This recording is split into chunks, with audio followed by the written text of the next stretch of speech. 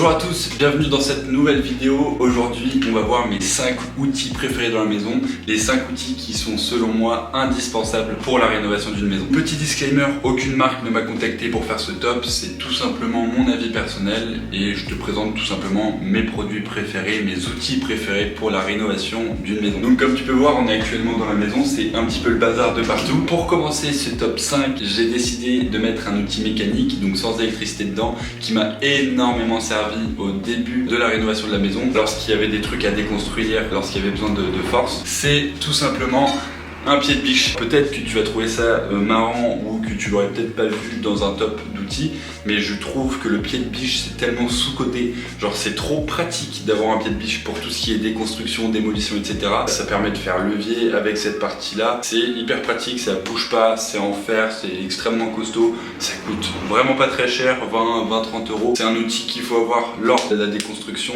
lorsque tu vas casser des choses, etc. Ça permet de faire plein de choses.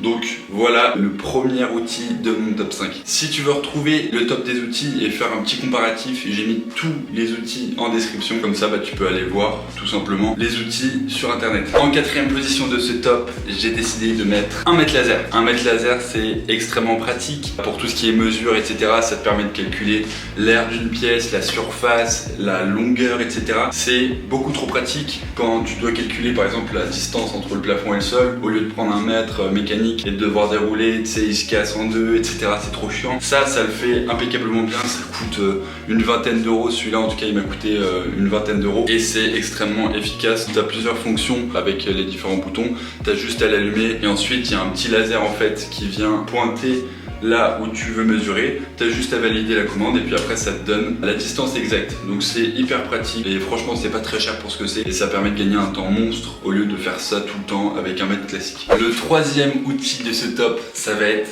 une scie sauteuse. Là j'ai la Bosch, la PST 650 de Bosch. C'est un outil trop pratique, ça coûte non plus pas extrêmement cher. Malheureusement je m'en sers pas énormément parce que je travaille pas beaucoup le bois, mais c'est toujours pratique d'avoir une scie sauteuse à disposition. Là tu peux voir que tu as une petite grille d'aération pour souffler les copeaux de bois lorsque tu coupes. Ici tu as le petit truc en fer qui va te guider pour être précis quand tu vas couper.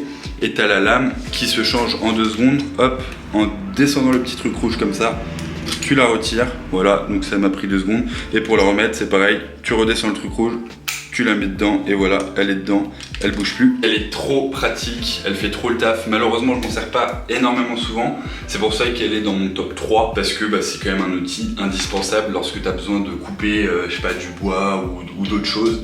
Il faut toujours avoir une scie sauteuse et en plus elle est assez légère, elle fait trop le taf, elle coupe tout. Avant j'avais la scie sauteuse de mon grand-père, il fallait genre dévisser pour enlever la lame, etc. Enfin bref, ça prenait un temps monstre, alors que là hop, tu clipses, c'est bon, c'est dedans. Donc voilà, mon top 3 c'est une scie sauteuse. Pour mon top 2, mon top 1, j'ai longtemps hésité parce que les deux sont pour moi indispensables dans la rénovation d'une maison. En top 2 du coup j'ai décidé de mettre la visseuse perceuse de chez Bosch. C'est la gamme professionnelle, c'est la GSB 12 volts.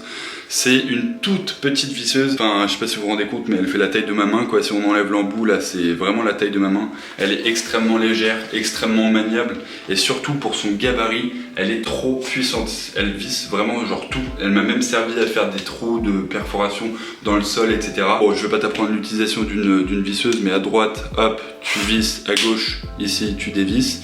Ici tu as les différents modes, tu as 3 modes pour marteau-piqueur, visseuse et perforeuse. Et ici tu as la vitesse, donc la puissance, ainsi que vitesse 1 et 2 ici. Si jamais tu dois acheter une visseuse ou en offrir une à quelqu'un, je te conseille vraiment celle-là parce qu'elle est petite, maniable, efficace, puissante. Enfin vraiment elle est parfaite pour moi, elle est trop pratique. Et c'est pour ça que elle est dans mon top 2 parce que évidemment une visseuse c'est indispensable pour faire le placo, pour enlever des vis, pour tout.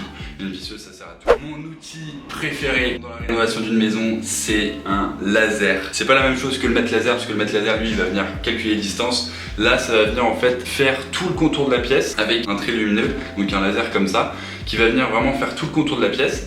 Et en fait ça va te permettre de savoir quand tu es droit. Donc c'est un gain de temps mais monumental lorsque tu dois poser le placo ou faire d'autres choses où tu as besoin d'être droit. Franchement c'est un outil qui me sert tout le temps. Donc là c'est le Bosch c'est le Bosch. De toute façon, je te mets le lien en description. J'ai énormément recherché des lasers comme ça qui permettent en fait de faire tout le tour de la pièce, mais également avoir des lignes verticales. Lui, il a 2 lignes verticales et il fait aussi tout le contour de la pièce en ligne horizontale. J'ai énormément recherché un laser qui permet de faire tout ça avec un prix qui soit pas non plus énorme parce que ça coûte extrêmement cher. Et lui, pour moi, c'est vraiment le meilleur rapport qualité-prix. Je m'en sers tout le temps, il a jamais bronché. T'as également là, t'as les modes pour enlever des lignes. Si jamais tu veux avoir que les lignes horizontales, t'appuies sur mode, ça enlève les lignes verticales. Et t'as également ce petit bouton là à côté qui te permet de poser le laser sur un trépied et venir le mettre en oblique comme ça si jamais t'as des pans qui sont pas parfaitement droits mais qui ont besoin justement d'être comme ça. Et ce laser il vient avec un trépied donc pour pouvoir le mettre. Rapport qualité-prix, c'est le mieux,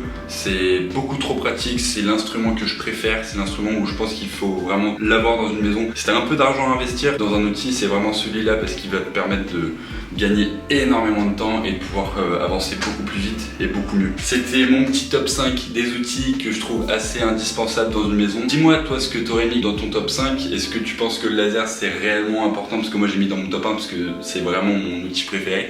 Mais est-ce que tu considères que c'est moins important qu'une visseuse? J'ai beaucoup hésité, mais je me suis quand même dit le laser, ça m'a quand même énormément servi. Dis-moi aussi quels sont tes outils préférés dans la rénovation d'une maison. Merci beaucoup d'avoir regardé cette vidéo et on se retrouve très vite pour une prochaine vidéo. Salut!